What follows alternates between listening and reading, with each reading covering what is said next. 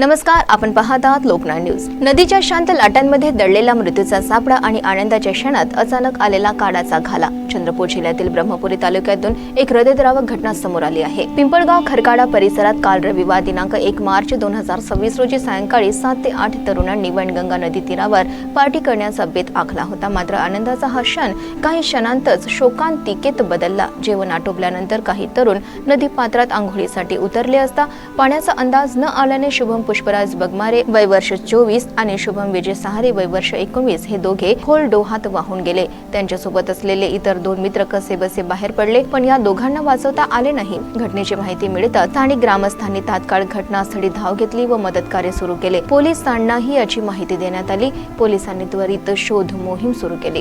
मात्र अंधार पडल्याने काल रात्री शोधकार्य थांबवावे लागले।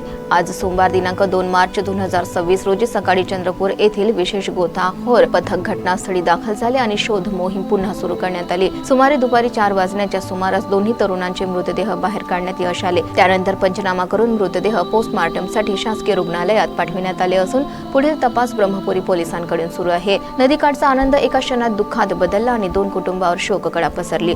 Bureau chief Roshan Khankure, Loknay news.